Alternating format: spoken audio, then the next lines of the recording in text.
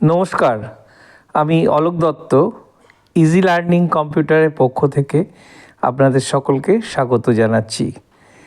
আজকের আমি একদম খুব ইজিভাবে ট্যালির শর্টকাট কিজ কীভাবে ইউজ করা হয় এবং সেটা কিভাবে ব্যবহার করা হয় সেই কিজগুলো এবং তার কমান্ডগুলো আমি আপনাদের সামনে দেখাতে চাইছি। তো ট্যালি 9 হোক, ERP 9 হোক বা ট্যালি প্রাইম হোক, যে কোনো ভার্সানে এই কমান্ডগুলো কাজ করে। মনে রাখবেন যে এই প্রত্যেকটা কিজ অর্থাৎ F1 থেকে F12 এই যে কিজগুলো এর ফাংশন প্রত্যেকটার ক্ষেত্রে আলাদা আলাদা। তো আজকে আমি 1 থেকে 10 বা F1 to F12 এই 12টা কিজ যে কি কাজে ব্যবহার হয় এবং সেটা আমরা কেন ইউজ করি সেটা আমি আজকে আপনাদের সামনে তুলে ধরতে চাই। তো এইটা আসার আগে তার আগে ট্যালি সম্বন্ধে একটু বলে রাখি যে ট্যালি যদি আপনি শিখতে চান তাহলে ট্যালি ERP 9 যেটা অ্যাভেলেবেল আছে ওয়েবসাইটে, সেখান থেকে ডাউনলোড করে ট্যালিটাকে ইনস্টল করে তারপরে আপনি ট্যালি শিখতে পারেন। আর যদি কোনো প্রফেশনাল কাজ বা কোনো ব্যবসায়িক কাজ করেন তাহলে আপনাকে ট্যালি প্রাইম নিতে হবে এবং এটা অরিজিনাল ভার্সান। তো আসা যাক, আমরা F1 থেকে শুরু করি। প্রথমে হচ্ছে F1 মানে হচ্ছে opens help screen for almost every program. F2, F3, F4, F5, F6 এরকম প্রচুর কিজ আছে। তো F1 দিয়ে আমরা প্রথমে কোম্পানি ওপেন করলাম। সেই F1 কিজের মাধ্যমে আমরা দেখতে পাচ্ছি যে কোম্পানির ফিচার্স যেগুলো আছে, অর্থাৎ যদি আমার 5-6টা কোম্পানি একটা ট্যালির মধ্যে আমরা কাজ করি তাহলে আমরা F1 মানলে কোম্পানি লিস্ট পুরো আমরা পেয়ে যাব। এরপর আসছে F2।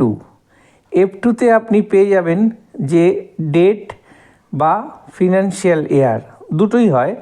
একটা হচ্ছে আপনার কোন ডেটে দিয়ে আপনি শুরু করছেন সেটা আপনি F2 থেকে পেয়ে যাবেন। আর যদি সেখানে F2-র আরেকটা ফাংশন হচ্ছে পিরিয়ড। ট্যালিতে আমরা একটা জিনিস সবসময় মনে রাখবো যে একটা ফিনান্সিয়াল ইয়ার কাজ করে। যেমন যেটা এখন রানিং চলছে সেটা হচ্ছে 2024-25, অর্থাৎ 1 এপ্রিল 2024 থেকে শুরু হয়েছে আর 31 মার্চ 2025-এর এই বছরটা শেষ হবে। এটা হচ্ছে একটা ফিনান্সিয়াল ইয়ার।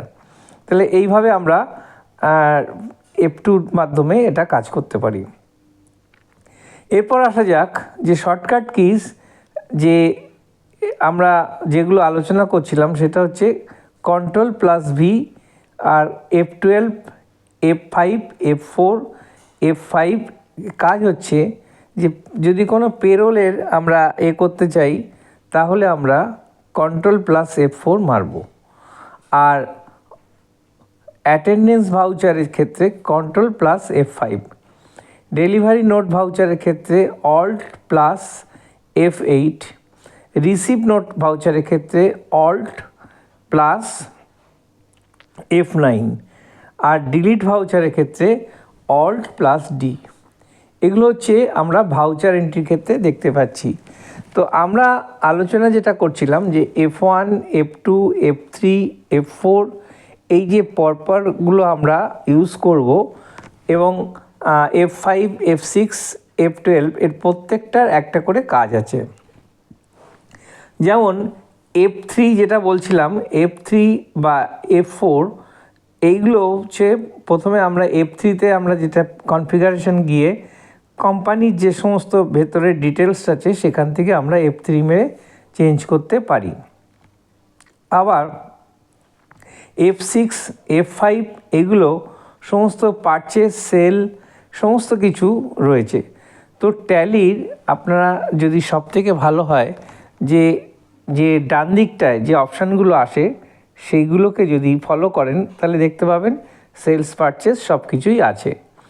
তো আজকে এই ছিল আজকে আমাদের ট্যালির যে শর্টকাট কি এবং ফাংশনাল কি সেই ফাংশনাল কি এবং শর্টকাট কির যে ব্যবহার, সেই ব্যবহারটা আমি আপনাদের সামনে তুলে ধরার চেষ্টা করলাম।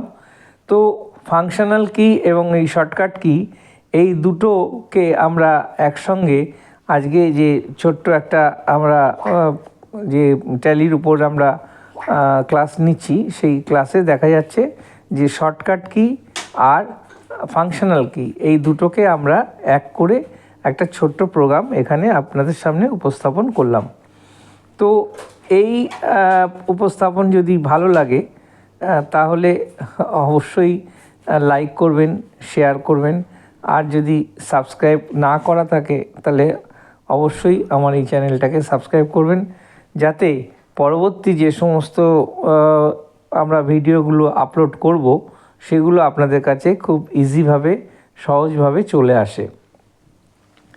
তো এটা একটা আমার ছোট্ট একটা ক্লাস অল্প সময়ের জন্য, যে শর্টকাট কি এবং ফাংশনাল কি কীভাবে কাজ করে এবং তার প্রত্যেকটার কাজ কি, সেটা নিয়ে আজকের মতন আমরা এখানেই করলাম। তো আশা করি যদি ভালো লাগে অবশ্যই লাইক করবেন, শেয়ার করবেন।